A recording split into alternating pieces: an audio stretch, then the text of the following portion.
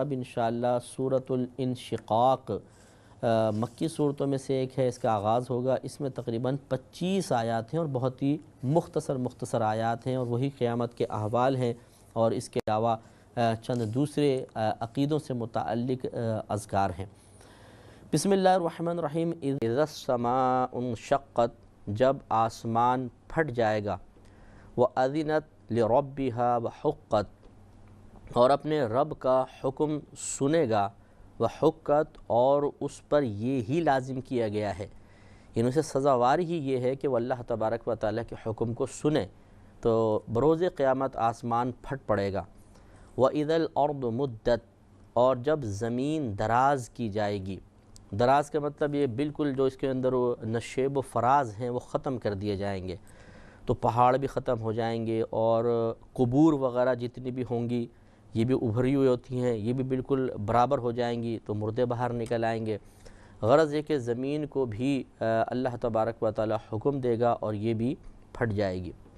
وَأَلْقَتْ مَا فِيهَا وَتَخَلَّتْ، اور جو کچھ اس میں ہے وہ ڈال دے گی اور خالی ہو جائے گی، یعنی جو کچھ زمین میں ہے، مردے بھی اس سے مراد ہو سکتے ہیں، اور جتنی اللہ تبارک و تعالی نے معدنیات وغیرہ اور خزانے زمین کے اندر پوشیدہ فرمائے ہیں، سب کے سب وہ زمین باہر اگل دے گی اور خالی ہو جائے گی۔ وَأَذِنَتْ لِرَبِّهَا وَحُقَّتْ،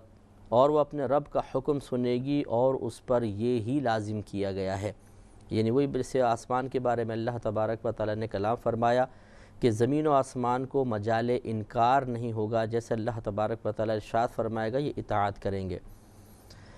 تو اس کو بیان کرنے کے بعد پھر اللہ تبارک و تعالی نے انسان کو مخاطب کیا، جس سے جو خصوصی مخاطب ان میں کفار ہیں،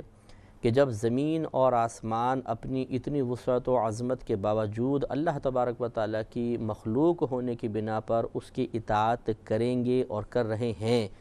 تو پھر انسان تو زمین و آسمان کے مقابلے میں بہت ہی بظاہر معمولی حیثیت رکھتا ہے۔ تو ہمیں غور کرنا چاہیے کہ جب ایک بڑی اور عظیم چیز ایک ذات کی اطاعت میں مشغول ہے تو ہمیں تو بدرجہ اعلیٰ اطاعت کرنی چاہیے۔ لہذا ارشاد فرمایا یا ایھا الانسان انک کادح الی ربک کدحا، اے انسان بے شک تجھے اپنے رب کی طرف ضرور دوڑنا ہے، یعنی تو ضرور اپنے رب کی طرف دوڑنے والا ہے، یعنی ایک دن تو پھرنے والا ہے، مرنے کے بعد اللہ تعالیٰ کی بارگاہ میں ضرور پہنچنے والا ہے۔ فَمُلَاقِيهِ، پھر اس سے ملنے والا ہے، یعنی اللہ تعالیٰ کی بارگاہ میں پہنچے گا اور پھر باقاعدہ اللہ تعالیٰ کی بارگاہ میں حاضری کا شرف حاصل ہوگا، اور یہ یا تو ہمارے لیے سعادت کا پیغام لے کر آئے گا اور انشاءاللہ مسلمانوں کے لیے لائے گا، اور یا پھر یہ بدبختی کا پیغام لے کر آئے گا، یہ کفار، منافقین، مشرکین کے لیے ہوگا۔ فَأَمَّا مَنْ أُوتِيَ كِتَابَهُ بِيَمِينِهِ، تو پس بہرحال وہ شخص کے دیا جائے گا اس کا نامہ اعمال اس کے سیدھے ہاتھ میں، فَسَوْفَ يُحَاسَبُ حِسَابًا يَسِيرًا، اس سے عنقریب آسان حساب لیا جائے گا، یعنی یہ نہیں ہے کہ پہلے نامہ اعمال دے دیا جائے گا پھر حساب شروع ہوگا، ترتیب اس کے برعکس ہے، یعنی جس کے سیدھے ہاتھ میں نامہ اعمال دینا مقصود ہوگا اس سے حساب میں آسانی کی جائے گی۔ نبی کریم صلی اللہ علیہ وسلم نے تو یہی فرمایا کہ جس کا اللہ تعالیٰ نے حساب و کتاب کر لیا یعنی میدان محشر میں، وہ برباد ہو جائے گا۔ مطلب یہ ہے کہ سختی سے اگر اللہ تعالیٰ حساب شروع فرما دے تو ہم کسی بھی نعمت کا حقیقتاً حساب و کتاب دینے پر قدرت نہیں رکھتے ہیں۔ یہی وجہ ہے کہ تمام دیکھنے والوں سے بھی ہماری گزارش ہے کہ اپنی دعاؤں میں ایک یہ دعا ضرور شامل فرما لیں کہ اے اللہ تعالیٰ ہم سب کو بلا حساب و کتاب داخل جنت فرمانا۔ یقیناً اللہ تبارک و تعالیٰ اس پر قادر ہے، اور یہ کوئی محال کی دعا نہیں ہے، یہ تحت قدرت ہے، اور اللہ تبارک و تعالیٰ یقیناً بہت سارے لوگوں کو بلا حساب و کتاب داخل جنت فرمائے گا، اور یہ اس خوف کی بنا پر ہمیں دعا کرنی چاہیے کہ جس کا حساب و کتاب ہو گیا وہ میدان محشر میں ہو سکتا ہے پھنس جائے، کیونکہ اللہ تعالیٰ حساب لینے والا ہے، اس کے بارگاہ سے تو کوئی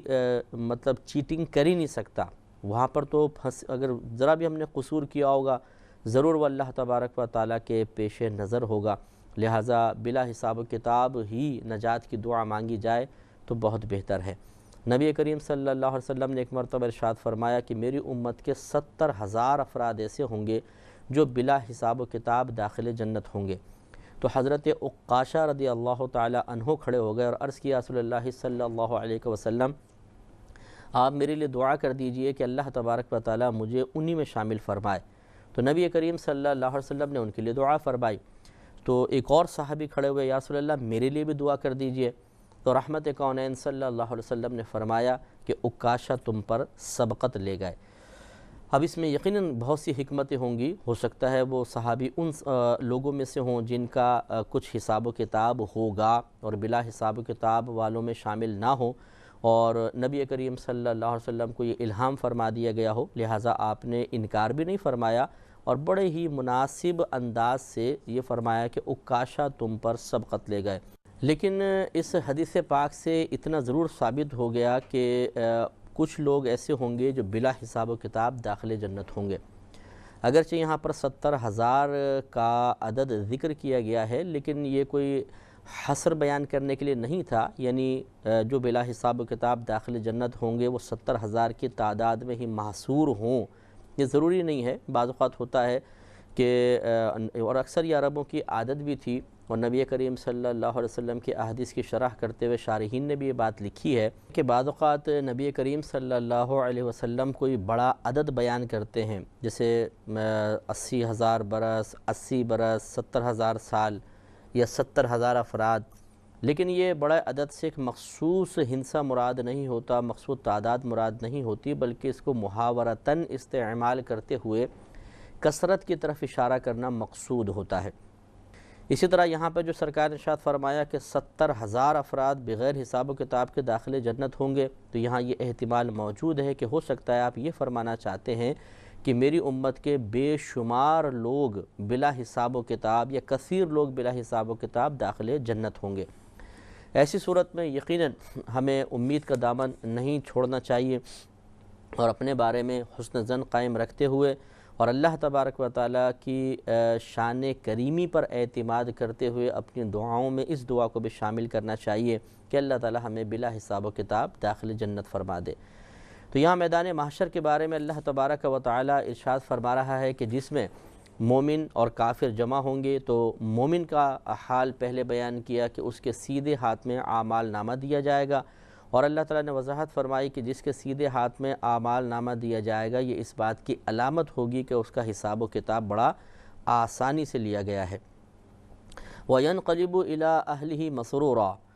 اور وہ اپنے گھر والوں کی طرف پلٹے گا اس حال میں کہ خوش ہوگا، یعنی بڑی خوشی کی حالت میں وہ پلٹے گا۔ اور یہ مفسرین نے وضاحت کی ہے کہ وہ جنتی گھر والوں کی طرف پلٹے گا، یعنی جو اس کے نیک گھر والے ہیں یا جنت میں ہیں یا حوریں ہیں جو اس کو ملیں گی، ان کی طرف وہ آئے گا اور خوشی سے آ کر دکھائے گا کہ دیکھو میرے سیدھے ہاتھ میں نامہ اعمال دے دیا گیا۔ کیونکہ وہ میدان محشر جو ہے ہمارے مسلمانوں کے عقیدے کے مطابق بس وہ لاسٹ اسٹیج سمجھ لیجئے کہ جو فلاح و کامرانی اور یا پھر بدبختی کی وعید لے کر آئے گا۔ تو یعنی فلاح و کامرانی کی خوشخبری ملے گی یا خدا نخواستہ بدبختی اور شقاوت کی وعید وہاں پر حاصل ہوگی۔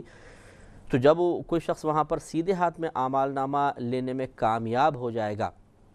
تو اب اس کے بعد تو پھر ہلاکت ہے ہی نہیں۔ تو خود سوچئے کہ جب ایک طالب علم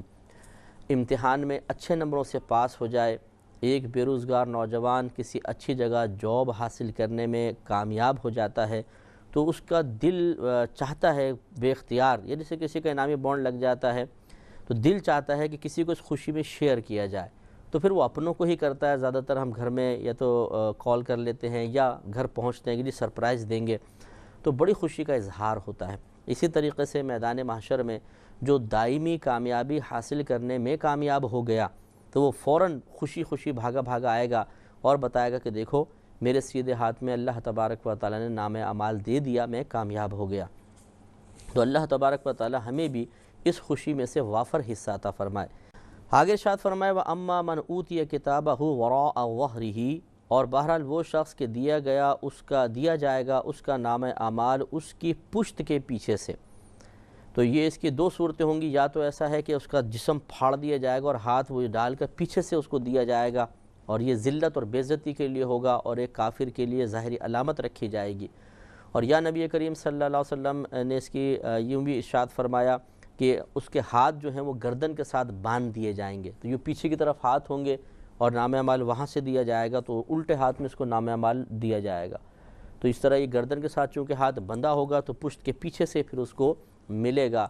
اور اس کی بدبختی میں بہت زیادہ اضافہ ہوگا، حسرت میں، پچھتاوے میں، کہ وہ سمجھ جائے گا کیونکہ اس کو یہ خبریں ملی ہوں گی کافر کو کہ جو کفار فجار ہوں گے ان کے الٹے ہاتھ میں نامہ اعمال دیا جائے گا، تو یہ اس بات کی علامت ہوگی کہ آج وہ ہلاک ہو گیا، تو اس کی حسرت میں اضافہ ہوگا۔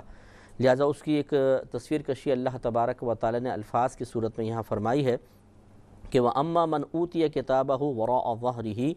اور بہرحال وہ شخص کے دیا جائے گا اس کا نام اعمال اس کی پشت کے پیچھے سے،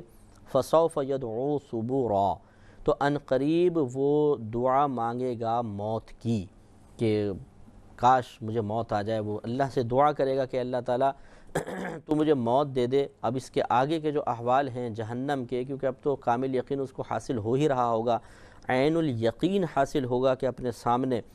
بھڑکتی ہوئی جہنم نظر آ رہی ہوگی، دوزخ نظر آ رہی ہوگی، اور وہ بڑی غضبناک ہوگی، اور اللہ تبارک و تعالیٰ کی بارگاہ میں فریاد کر رہی ہوگی، جیسے کہ حدیثوں میں ہے کہ اللہ تعالیٰ مجھ میں لوگوں کو بھیج تاکہ میں ان کو تیرے عذاب میں جلاؤں۔ تو اس وقت دہشت، خوف کا کیا عالم ہوگا، اگر ہم غور و تفکر کریں آنکھیں بند کر کے تو دل لرز جاتا ہے، ڈر جاتا ہے،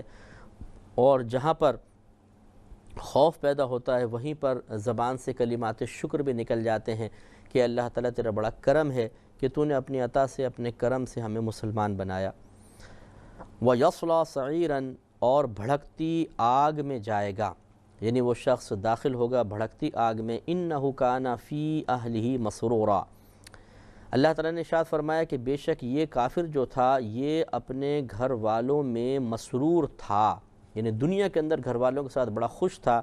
اور اس نے آخرت کو فراموش کیا ہوا تھا۔ إِنَّهُ ظَنَّ أَن لَّن يَحُورَ، بے شک اس نے گمان کیا تھا کہ اسے لوٹنا نہیں ہے،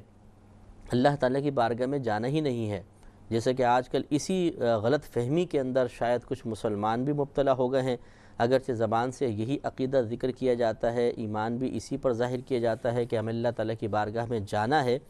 لیکن ہمارا عمل، ہمارے افعال و اعمال بالکل ایسا ظاہر کر رہے ہوتے ہیں جیسے ہمیں آخرت کی کوئی پرواہ نہیں، گویا کہ ہمیں معاذ اللہ اس پر یقین ہی نہیں رہا، اور ہم ہر چیز دنیا کے لیے کرتے ہوئے نظر آتے ہیں، فراڈ، سود، رشوت، ظلم و ستم، دوسروں کے مال غصب کر لینا، دبا لینا، گناہ کثرت کے ساتھ کرنا، تو یہ سب ایسے ہی لگتا ہے کہ جیسے ہمیں کوئی پرواہ نہیں کہ آخرت میں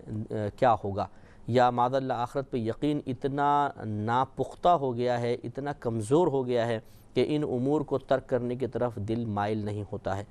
تو بہرحال اللہ تعالیٰ نے فرمایا کہ یہ کافر جو آج موت کی تمنائیں کر رہا ہے، میدان محشر میں کھڑا ہوا،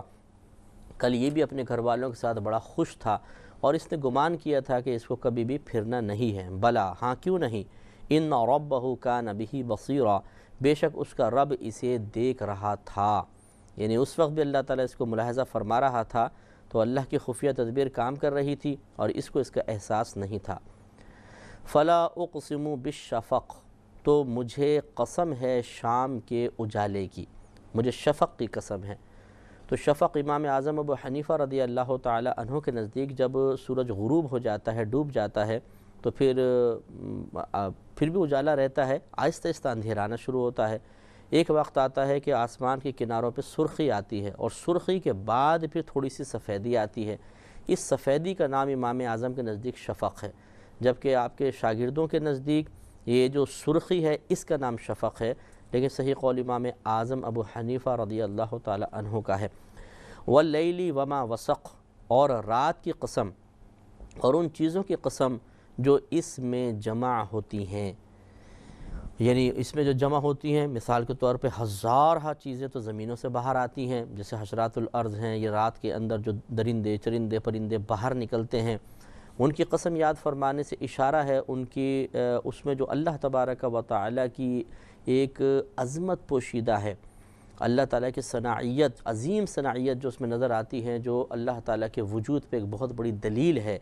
کہ لاکھوں قسم کے جانور اللہ نے پیدا فرمائے، ہر ایک کی غذائیں مختلف، کھانے پینے کا نظام، شکار کرنے کا طریقہ علیحدہ علیحدہ. تو یہ ظاہر کرتا ہے کہ ایک ذات ایسی ہے جو بڑی وسعت علمی کی حامل ہے، اور اس نے ہزارہ چیزوں کو پیدا فرمایا اور ان کے رزق کا انتظام اسی کے دست قدرت میں ہے. تو یہ عظیم اللہ تعالیٰ کی قدرت کی نشانیاں ہیں، اس لیے ان کی قسم یاد فرمائی. اور اسی طرح وہ پرندے جو اپنے گھونسلوں سے باہر ہوتے ہیں، آپ نے دیکھا جب غروب آفتاب ہوتا ہے تو کوے، چیلیں، چڑیاں وغیرہ یہ سب اپنے اپنے گھونسلوں کی طرف واپس آتے ہیں، ان کی قسم یاد فرمانا مقصود ہے. والقمر اذا اتسق، اور چاند کی قسم جب وہ پورا ہو جائے، اور یہ 13ویں 14ویں 15ویں رات میں کمپلیٹ ہوتا ہے. لَتَرْكَبُنَّ طَبَقًا عَنْ طَبَقٍ، ضرور تم منزل بہ منزل چڑھو گے، ضرور تم منزل بہ منزل چڑھو گے. تو اب اس کا مخاطب کون ہے یہ مختلف ہو سکتا ہے. انسان کو بھی کہا گیا کہ انسان مراد ہے کہ تم منزل بہ منزل چڑھتے جاؤ گے، ترقی کرو گے، اس طریقے سے کہ پہلے آدمی پانی کا قطرہ ہوتا ہے، پھر وہ ایک بچہ بنتا ہے، پھر بچپنے کے بعد لڑکپن، پھر اس کے بعد جوانی، پھر اس کے بعد ادھیڑ عمری، پھر بڑھاپا، پھر آسمان پہ اللہ تعالیٰ کی بارگاہ میں پہنچنا وغیرہ. یہ مقصود ہے. یا پھر یہاں پہ مخاطب نبی کریم صلی اللہ علیہ وسلم ہیں، اور آپ کے بتدریج کمال کی طرف اشارہ ہے کہ آپ بتدریج درجہ کمال پر فائز ہوتے رہیں گے. یا بعضوں نے یہ بھی کہا کہ یہاں نبی کریم صلی اللہ علیہ وسلم کے سفر معراج کے بارے میں اشارہ کیا گیا کہ آپ بتدریج ترقی فرمائیں گے اور اللہ تعالیٰ آپ کو آسمانوں کی سیر کروائے گا. تو لَتَرْكَبُنَّ طَبَقًا عَنْ طَبَقٍ، ضرور تم منزل بہ منزل چڑھو گے. فَمَا لَهُمْ لَا يُؤْمِنُونَ، تو اے کفار کیا ہوا، یعنی کفار کے بارے میں اللہ نے بیان فرمایا فَمَا لَهُمْ، تو کیا ہے ان کفار کے لیے، لا یؤمنون کہ یہ ایمان نہیں لاتے ہیں. تو اس آیت کا ربط اس معنی کو اگر ہم مراد لیں تو بہت ہی اچھا ربط ملے گا کہ انسان کے مختلف احوال کی طرف اشارہ کرنا مقصود اگر مانا جائے تو ان احوال کو دیکھ کر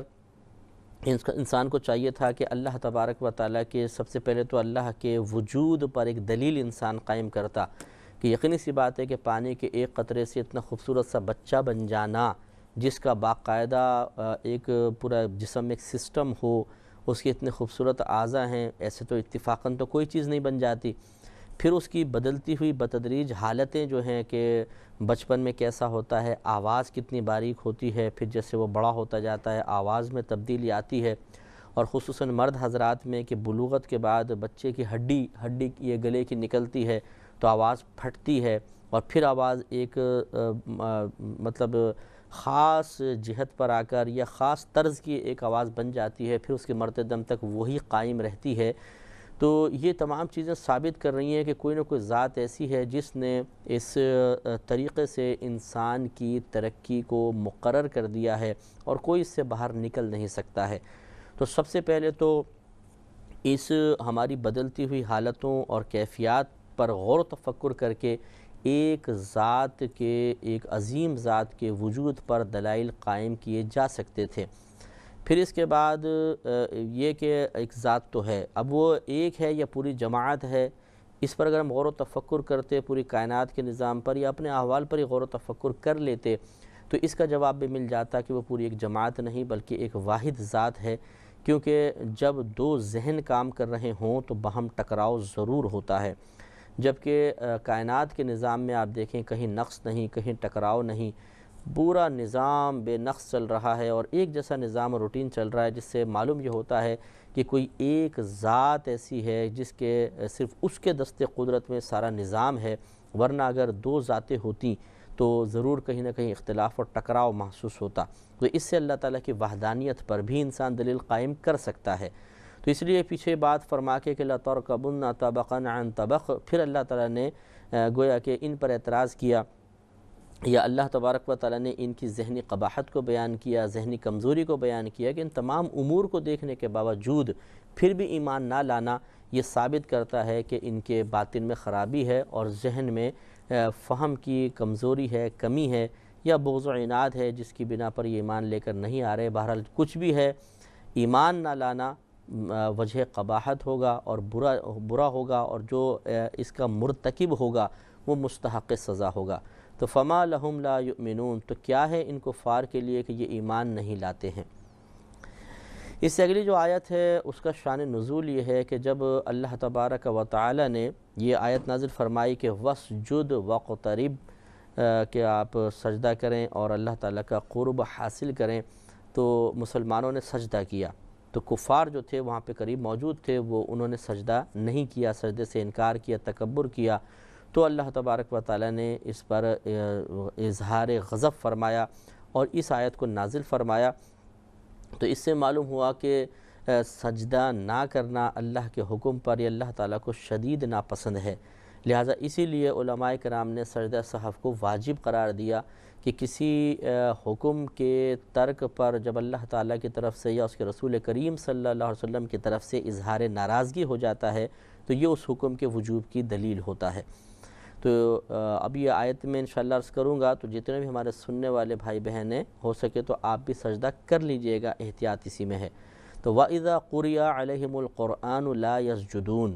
اللہ تعالیٰ نے فرمایا کہ اور جب پڑھا جاتا ہے ان کفار پر قرآن، لا یسجدون، تو یہ سجدہ نہیں کرتے ہیں۔ تو یہ ان کی مذمت فرمائی کہ جب اللہ تعالیٰ کا قرآن ان کے سامنے پڑھا جاتا ہے جس میں سجدہ کرنے کا حکم دیا جا رہا ہو تب بھی سجدہ نہیں کرتے، لہٰذا یہ قابل مذمت ہے۔ بل الذین کفروا یکذبون، بلکہ وہ لوگ جو کافر ہیں وہ جھٹلا رہے ہیں، یہ یعنی اللہ تعالیٰ کی تکذیب کر رہے ہیں، اس کی وحدانیت کی تکذیب کر رہے ہیں، قرآن کی تکذیب کر رہے ہیں، رسول کی تکذیب کر رہے ہیں۔ واللہ اعلم بما یوعون، اللہ تعالیٰ خوب جانتا ہے، اور اللہ تعالیٰ خوب جانتا ہے جو وہ اپنے دل میں رکھتے ہیں، یعنی جو تکذیب انہوں نے اپنے دل میں چھپائی ہوئی ہے اور جو اس کی ظاہری علامات ہیں، تو ظاہری علامات تو عام لوگوں پر بھی منکشف ہیں، لیکن اس کی تکذیب جو ان کے قلب میں پوشیدہ ہے اللہ تبارک و تعالیٰ اس کو جانتا ہے۔ فَبَشِّرْهُمْ بِعَذَابٍ عَلِيمٍ، تو اے حبیب کریم صلی اللہ علیہ وسلم آپ انہیں دردناک عذاب کی بشارت دیجئے۔ تو یہ تنزیہ طور پر ہے، ورنہ بشارت خوشخبری کے موقع پر ہوتی ہے، تو گویا کہ تنزیہ طور پر بیان فرمایا، جیسے ہم کسی دشمن کو کہتے ہیں لو جی اب مزہ چکھو، تو مزہ کوئی ہوتا ہے، وہ سزا ہوتی ہے، ہم اس کو مزے کا نام دیتے ہیں، تو یہ تنزیہ کلام ہوتا ہے، لہٰذا آپ انہیں دردناک عذاب کی خوشخبری دیجئے کہ جو اتنے دلائل وجود باری تعالیٰ دیکھنے کے باوجود تب بھی اللہ تبارک و تعالیٰ کی وحدانیت اور اس کے معبود ہونے کا اقرار نہ کرے تو پھر یقیناً وہ سزا کا مستحق ہوگا۔ ہاں لیکن الا الذین آمنوا، مگر وہ جو ایمان لائیں، وعملوا الصالحات، اور اچھے کام کریں، لہم اجر غیر ممنون، ان کے لیے وہ ثواب ہے جو کبھی بھی ختم نہیں ہوگا، دائمی رہنے والا ثواب۔ اور ثواب کا معنی آپ کو بتایا تھا کہ ثواب کسی مادی شے کا نام نہیں ہے، بلکہ ثواب سے مراد وہ بدلہ ہوتا ہے کہ جو کسی نیک عمل کے جواب میں اللہ تبارک و تعالی ہمیں عطا فرماتا ہے، اسے ثواب کہتے ہیں۔ تو اللہ تعالیٰ نے شاید فرمایا کہ ان کفار کو عذاب علیم کی دردناک عذاب کی بشارت دیجئے، لیکن